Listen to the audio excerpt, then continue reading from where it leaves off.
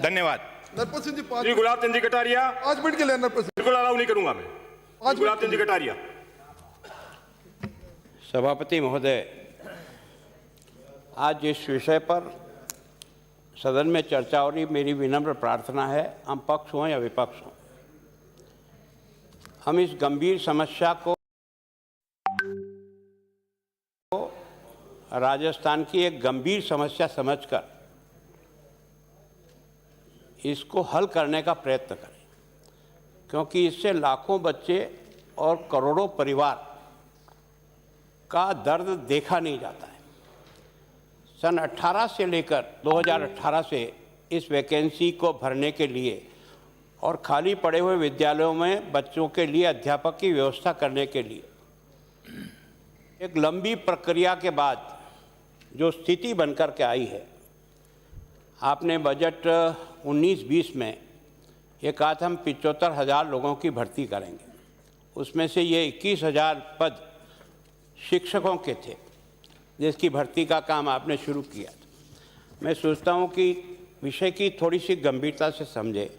19 दिसंबर को पहली विज्ञप्ति जारी हुई इन पदों को भरने के लिए, दिसंबर 19 को, और अभी हम परीक्षा जो हमने कराई है वो सितंबर 21 को 26 को, और अभी उसमें उलझे हुए हैं अपन, पता नहीं ये भर्ती कब तक होगी, उस बच्चे को कब अध्यापक मिलेगा, उस बच्चे को कब जिंदगी में सहारे की नौकरी मिलेगा, और हमारी कमियों के कारण से जो दुर्गति होकर के जो बदनामी होती है उसको गंभीरता से लें। एक इस विषय को डाइवर्ट करने की कोशिश कर रहे हैं कि हम शिक्षकों की भर्ती को रोकने के लिए आंदोलन करें। नहीं, मैंने पहले भी कहा था, अभी भी कह रहा हूँ, आपने उन दोनों को मिलाकर 62,000 की भर्ती के बारे में अपनी मन बनाया, स्वागत। आप उस प्रक्रिया को आगे बढ़ाओ, उसकी तारीख दे करके जब भी आपको परीक्षा कराना है, जिस ढंग से परीक्षा कराना है, लेकिन इस परीक्षा की ध्यान में रखते हुए परीक्षा के सिस्टम में कुछ विशेष लोगों से राय मशवरा करने के बाद, यूपीएससी भी तो इतने लाखों बच्चों की नौकरी कराती हैं, इतने सालों से हो रही है, वहाँ पेपर कभी भी आउट नहीं होता, कभी कोई समस्या नहीं आती, तो हम उनकी भी सहयोग लें। हम राजस्थान में इतनी बड़ी परीक्षा को किस ढंग से कराएं जिसके कारण से इस प्रकार की स्थिति आकर खड़ी नहीं हो। अब इसमें आपने देखा होगा 19 से शुरू किया और पहली भर्ती का 31,000 पद भरने के लिए आपने अनाउंस किया और 2 अगस्त को आपने तारीख तय कर दी। 2 अगस्त को नहीं हो पाई, 20 में फिर आपने उसके बारे में 2 सितंबर तय की, उसमें परीक्षा नहीं हो पाई। उसके बाद फिर आपने इसके बाद फरवरी 21 में परीक्षा की डेट थी, उसमें आप नहीं कर पाए। उसके बाद फिर 25 अप्रैल को की, वो भर्ती नहीं कर पाए। उसके बाद फिर आपने बढ़ाकर 25 अप्रैल के बाद में आपने 20 जून की तारीख डिक्लेयर की, उसमें परीक्षा नहीं करा पाए। उसके बाद आपने जाकर के 25 सितंबर के दिन 19 से जिन बच्चों ने अपने फार्म भर रखे थे उनको इस परीक्षा में बैठने का सुअवसर मिला, और राजस्थान की जनता को मैं इस बात के लिए धन्यवाद देता हूँ। इस नीट परीक्षा में प्रत्येक गांव और शहर के लोगों ने इन बच्चों को ठहराने से लेकर इनकी भोजन व्यवस्था से लेकर के जो व्यवस्था की वो वास्तव में देखने लायक थी। पहली बार मैंने भी अपने जीवन में उन बच्चों को अपना बच्चा समझ करके जिस प्रकार की व्यवस्था की, उसके लिए वास्तव में उन सब लोगों को जिन्होंने व्यवस्था की, मैं उनका बहुत बहुत धन्यवाद और उनका स्वागत करता हूँ। लेकिन परिणाम क्या निकला? आपने नीट लेवल में 1 और 2 की परीक्षा है, पेपर एक ही जगह से निकला है, स्ट्रॉन्ग रूम से निकला है, एक परीक्षा निरस्त हुई, एक परीक्षा नहीं हुई। कृपा करके यार उस पर भी एक निगाह तो डाल दो, कहीं ऐसा तो नहीं है कि उसमें भी इसी प्रकार के कपड़े से जो सही हकदार हैं उनको नहीं मिल पा रहा है और जो हकदार नहीं है उनको मिल पा रहा। तो निश्चित रूप से हमारे शिक्षा मंत्री जी ने कहा कि गिनीज बुक में लिखना चाहिए, बढ़िया लिखा गया।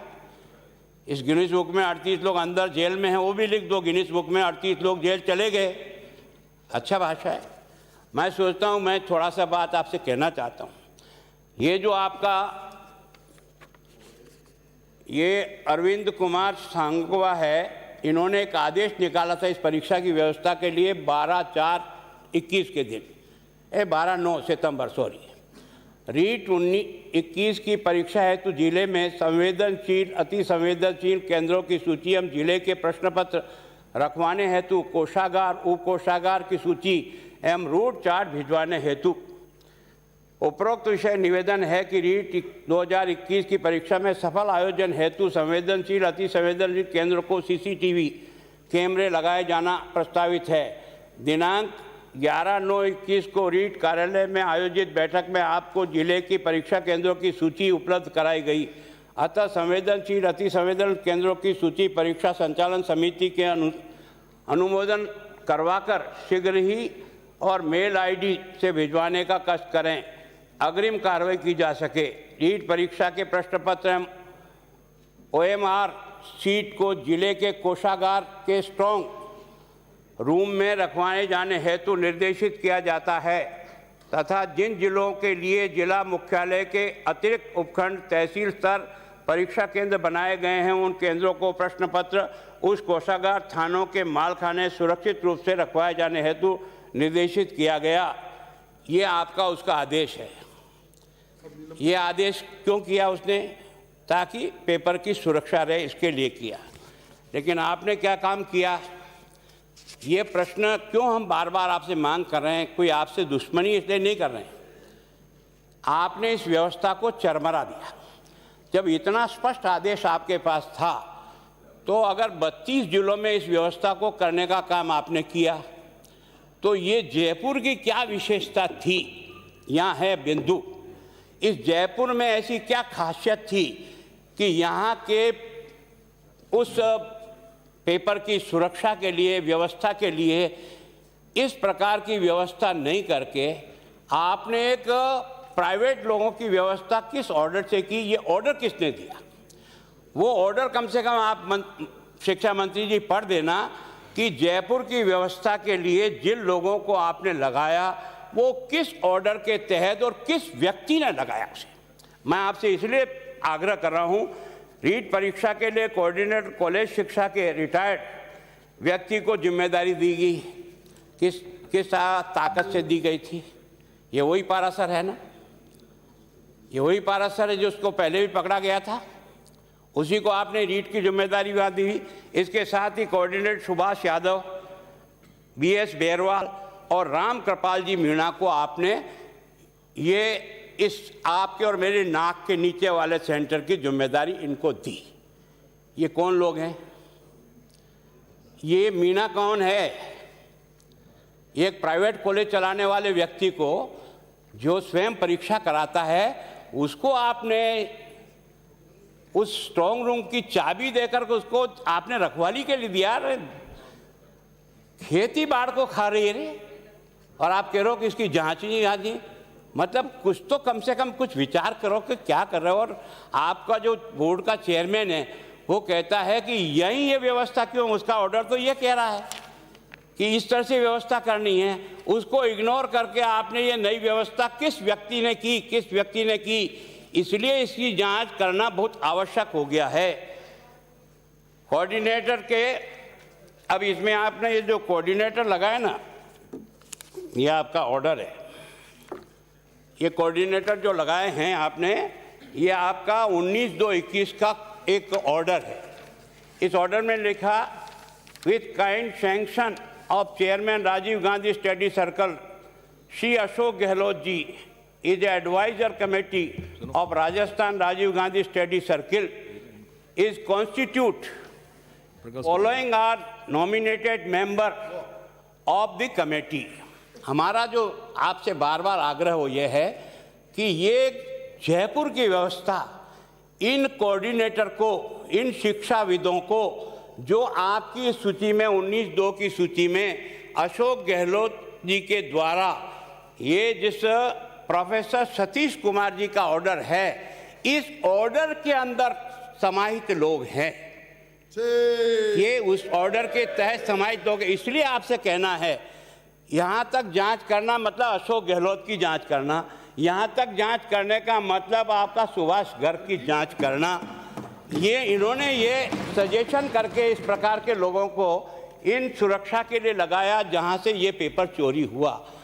आप पक्ष के हो सकते हो, विपक्ष से हो सकते हो, लेकिन सच्चाई को अगर आप नज़रअंदाज करोगे तो राजस्थान का बेड़ा गर्क हो जाएगा। मैं चाहता हूं दोषी गुलाबचंद कटारिया भी अगर इसके टाइम पे पेपर लीक हुए तो मैं आपको सौगंध दिला रहा हूं, आप मेरी परीक्षाओं को भी मेरे समय में हुआ है उसको भी उस एसीबी के साथ जोड़ के दे दो।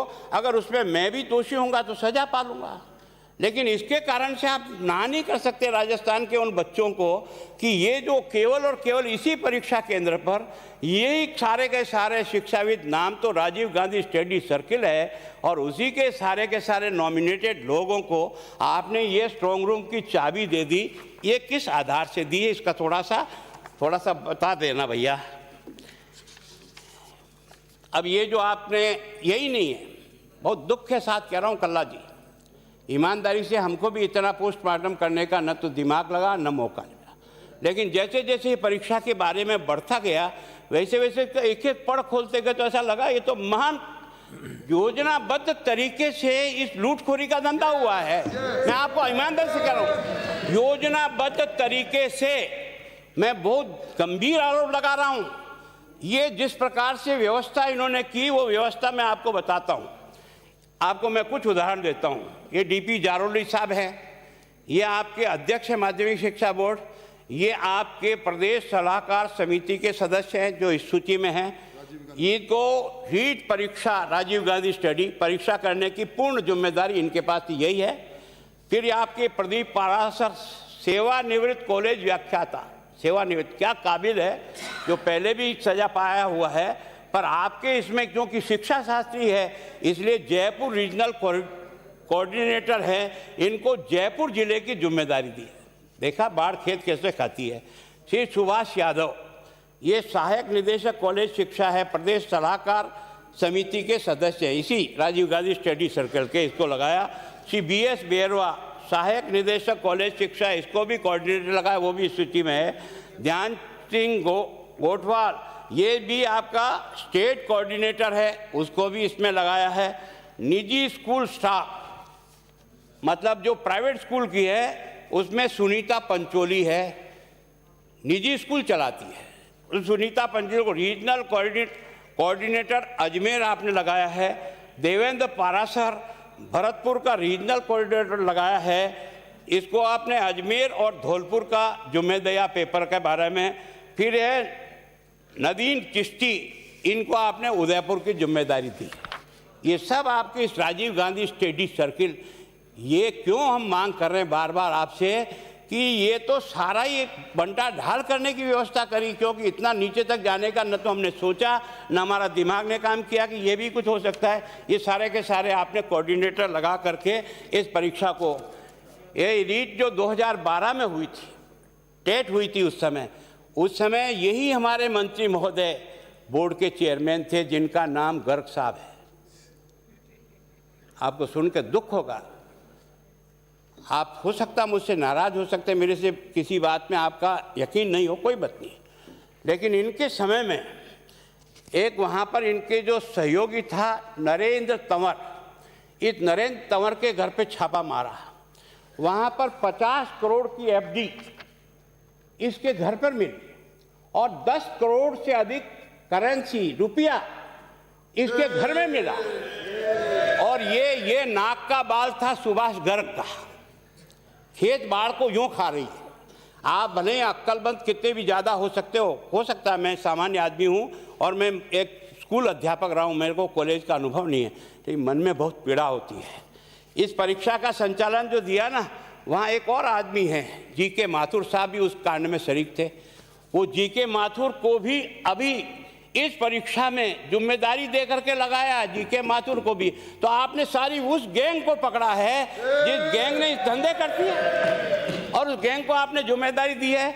आपने देखा होगा कि ये जो 2011 की ये जो परीक्षा का रद्दी का घोटाला हुआ था राजस्थान माध्यमिक शिक्षा बोर्ड में, और जिसकी FIR दर्ज हुई थी, उसमें ये दोनों अभियुक्त थे, नरेंद्र तंवर भी था और ये माथुर भी था, उसमें जिम्मेदार व्यक्ति थे। इसी तरह से आपने देखा होगा बोर्ड के जब अध्यक्ष थे ये सुभाष गर्ग साहब, तब ये जो सरस्वती प्रिंटिंग प्रेस है कलकत्ता की, ये इनका पेपर वही छपा था। स्टेट का पेपर भी 2012 में उसी कलकत्ता की सरस्वती प्रिंटिंग प्रेस में छपा था। पेपर सड़कों पर नीलामी के रूप में जब आया था तो उसका मुकदमा दर्ज हुआ।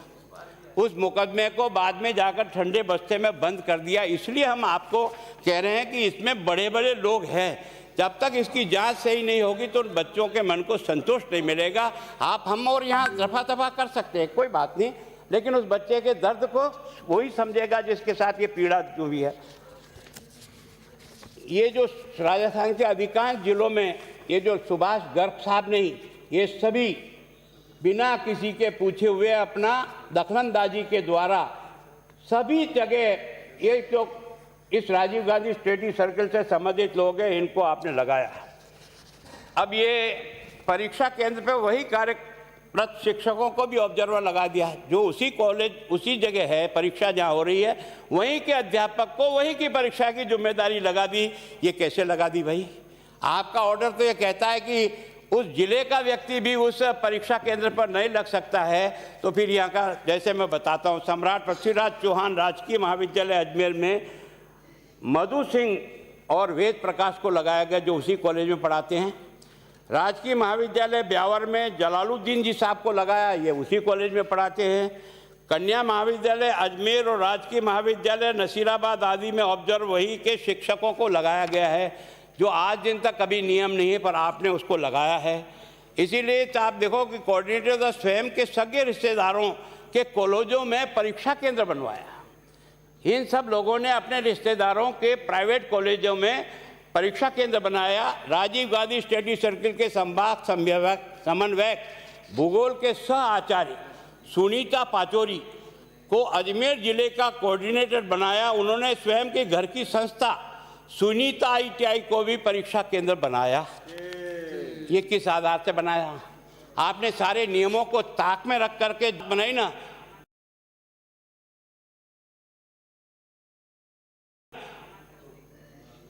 आपने देखा होगा कि ये जो टोंक का एक शिक्षा निकेतन TT कॉलेज है, डॉक्टर राकेश टांक को ऑब्जर्वर बनाया। ये कॉलेज उनकी बेटी का है, ये कॉलेज उनकी बेटी का है। प्राइवेट व्यक्तियों को आपने निजी परीक्षा केंद्रों पर राजकीय लोगों को ऑब्जर्वर लगाने की जगह प्राइवेट कॉलेजों में भी निजी व्यक्तियों को ऑब्जर्वर लगाया।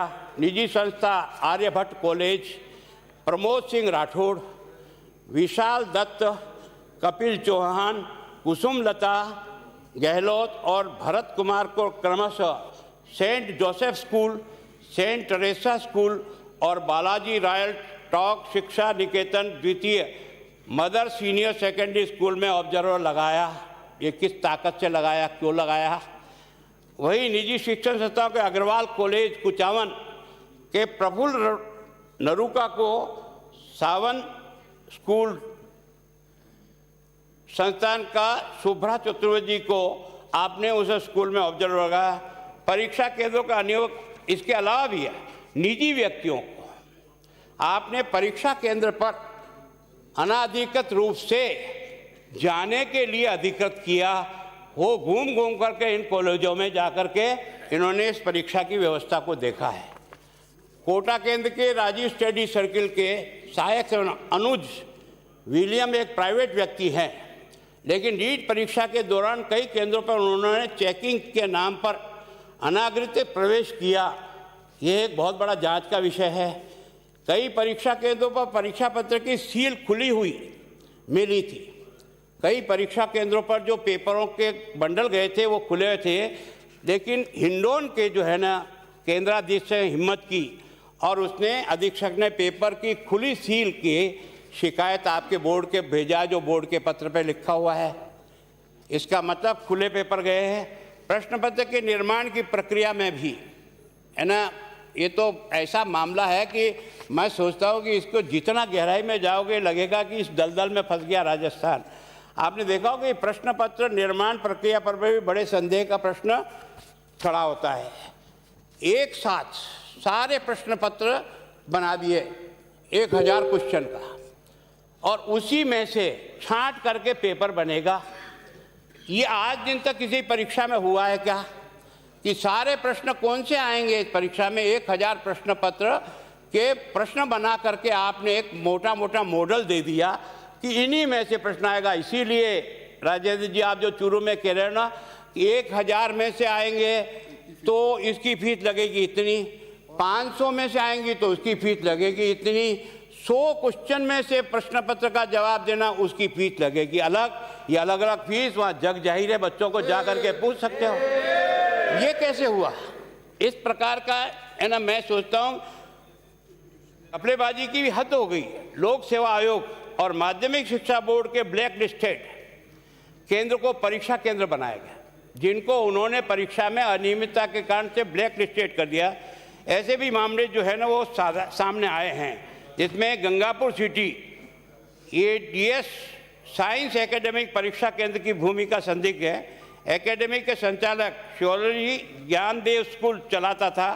फर्जी दस्तावेज करके स्कूल का नाम बदलकर गंगापुर में डीएस साइंस एकेडमी खोली और शिकायत बाद प्रशासन सचिव स्कूल शिक्षा को जांच के लिए स्कूल फर्जी मिला।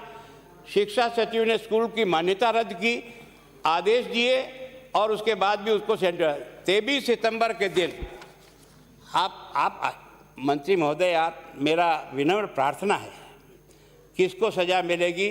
बच्चों की और राजस्थान की जनता की मांग यह है, इस प्रकार के अपराधियों को मत बचाओ। वो कौन होगा? मेरा होगा, मेरा रिश्तेदार भी हो सकता है। मैं नहीं कह सकता हूँ कि इस सारे ब्रह्मकांड में कौन कौन कहाँ इन्वॉल्व हो गया हो, लेकिन उन लोगों को ढूंढना आपका और मेरा, इस राजस्थान की इस जनता की अदालत में हमारी जिम्मेदारी ज़रूर है। इस जिम्मेदारी से हम बिचर नहीं सकते थे। आपने देखा 23 सितंबर 21 को रहस्यमय ढंग से मनोहरपुरा दौसा हाईवे रीच प्रश्न पत्र का भरा कंटेनर पलटा था।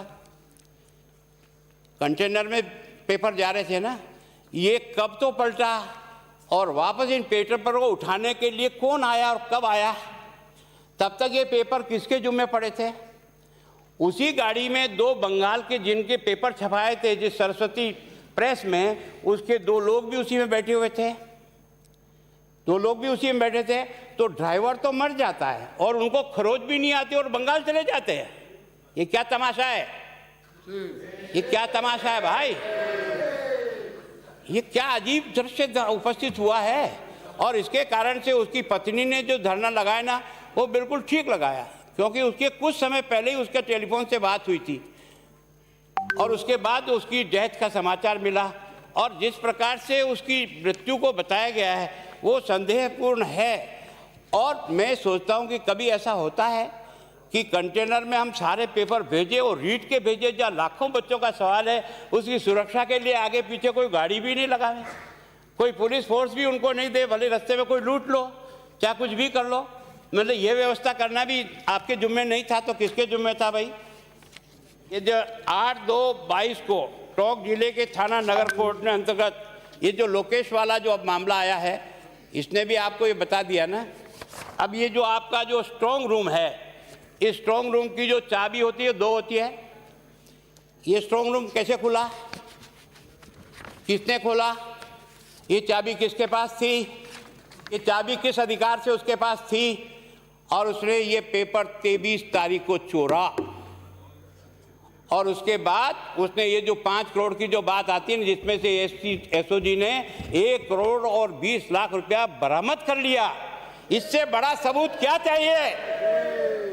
इससे बड़ा सबूत क्या हो सकता है? इसका मतलब कोई आदमी 5 करोड़ में सौदा तय करता है तो क्या सब्जी बेच करके इकट्ठा करेगा पैसा? 5 लाख और 10 लाख में खड़ा होकर बाजार में खड़ा होगा, पेपर बिक रहा, पेपर बिक रहा, पेपर ले, पेपर लो, ऐसे में लगा। ये सारे के सारे जितने कोचिंग सेंटर है ना, जिनसे इस कोचिंग सेंटर से संबंध होने के कारण इकट्ठा पैसा वहां से मिलने की गुंजाइश थी, इसलिए सारा कांड हुआ। ये सारा इस कांड से हुआ। ना आपका दोष है ना मेरा दोष है, पर जिसका दोष है वो चाहे कोई भी आप में यहाँ बैठा हो या बाहर बैठा हो, उसको पकड़ना आपकी और मेरी जिम्मेदारी है। अगर इससे मुकरते हो ना तो हम राजस्थान के उन लाखों बच्चों को अपने यहाँ की उपस्थिति दर्ज नहीं करा सकेंगे। बहुत दुखी मन से कह रहा हूँ। अब आप देखो, आंसर शीट गोपनीय शाखा को पता होनी चाहिए ये गंगापुर कैसे पहुंची। पहले ये कांड तो वहाँ से खुला। अगर ये आंसर बुक वहाँ नहीं मिलती आधे घंटे पहले और वहाँ से ये शिकायत दर्ज नहीं होती तो ये जांच ही शुरू नहीं होती। ये जांच भी गंगापुर के आंसर बुक सहित आधे घंटे पहले उस सेंटर पर उपलब्ध हो गई। इसके कारण से ये शिकायत दर्ज हुई और उसके कारण से एसओजी ने काम करना। मैं एसओजी को धन्यवाद देता हूँ, मैंने पहले भी दिया, आज दिया। ऐसा नहीं, एसओजी ने मेहनत करके वहाँ तक पहुँचने का प्रयत्न किया। आज 39 लोगों को जो जेल में भेजा है या जो इन्वेस्टिगेशन आज भी अंदर है, एक और कल पकड़ा गया, 38 पहले थे।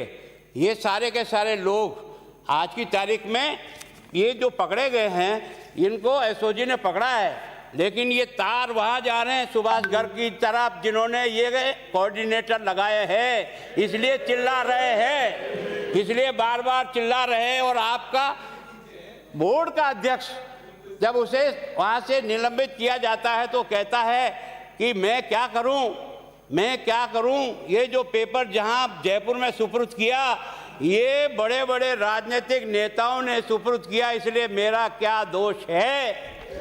और उसके बाद वो गायब है। आज दिन तक उसका पता नहीं कि वो है कहाँ भेज दिया उसको। ये मन में संदेह पैदा करता है इस जांच को प्रभावित करने का। इसलिए आपको ऐसा लगा है कि इसी तरह से आपने जो मनोहरपुरा वाला जो घटना है, खुले नहीं आए तो हिंडौन में खुले हुए शिकायत क्यों हुई। माध्यमिक शिक्षा बोर्ड बंगाल 3/11/21 को 36 दिन के भीतर ही लाखों बच्चों का रिजल्ट तैयार कर दिया। ये भी कमाल है कि नहीं। कितना एफिशिएंट बोर्ड का अध्यक्ष है अपना, धन्यवाद देना चाहिए आपको और मुझे सबको। अब मैं आपसे इतनी प्रार्थना कर रहा हूँ कि जो हुआ है उससे बोर्ड के रिजल्ट को जो अब तक अनाउंस किया, जिसको आपने निरस्त कर दिया, धन्यवाद इसके लिए आपको। लेकिन कम से कम उस सीट से उन कोचिंग संस्थाओं की सीट को तो मिलाओ कि किस कोचिंग संस्था से कितने बच्चे पास हुए, कितने नंबरों से पास हुए, क्या उनकी स्थिति है। तब तो इसको समझने में आसानी रहेगी कि ये जो बड़े बड़े जो इंस्टीट्यूशन खड़े हो रहे हैं इनका कारण ये होता है कि वहाँ का पास परसेंटेज ज़्यादा होने के कारण से हर माँ बाप अपना खेत बेचता है और अपने बच्चों को कोचिंग करने के लिए भेजता है, खेत बेचता है। आप उसकी पीड़ा को समझ सकते हो। हर आदमी चाहता है मेरा बच्चा कहीं न कहीं काम में लग जाए और उसके लिए जो कुछ भी उसे करना पड़ता वो किया उसने। और उसके बाद जिस प्रकार की स्थिति जो है ना आपने ला करके खड़ी की है, मैं सोचता हूँ एसओजी के अंदर ये रीट पेपर जो है मामले में अध्यक्ष डीपी जारौली बर्दाश्त कर दिए गए। पेपर लीक कांड के राजनीतिक षड्यंत्र का आरोप लगाया, जो मैंने आपसे अभी कहा। परीक्षा संकुल में स्टोर रूम में लीक हुआ। ये जो मैं केवल 3-4 बिंदु ऐसे मजबूत आए हैं जो इस एसओजी ने निकाल दिए।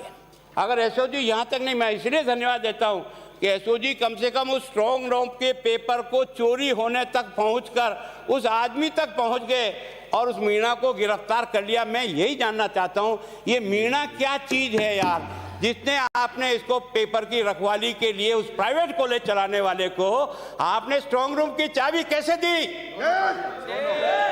ये समझना चाहते हैं हम। और इस कारण से आपने जिस प्रकार के हालात बना के रखा है, आपने देखा होगा मामले में ये जो बत्तीलाल मीणा को गिरफ्तार किया, ये बत्तीलाल मीणा आपकी पार्टी का क्या पदाधिकारी, थोड़ा बता देना कि बत्तीलाल जी मीणा कौन है मामले में। इसी तरह से जेईएन पृथ्वीराज मीणा, ये जेईएन पृथ्वीराज मीणा गिरफ्तारी करना, उनका कबूला कि मैं 40 रुपये लेकर के मैंने पेपर बेचने के लिए इकट्ठा किया था और फांसी खाई और मरा। इसी तरह से आपने कांग्रेस ने कहा था कॉन्फ्रेंस में, हमारे अध्यक्ष महोदय ने, पहले शिक्षा मंत्री जी ने, कि मेरे घर के 13 आदमी बैठे थे परीक्षा में, 13 ही फेल हो गए। अरे नाम तो बता दे दादा, वो कौन कौन बैठे हैं। तेरे 3 बच्चे तो वैसे ही आरएस बन गए थे, अब और बचा क्या। क्या दुर्भाग्य का है, दुर्भाग्य।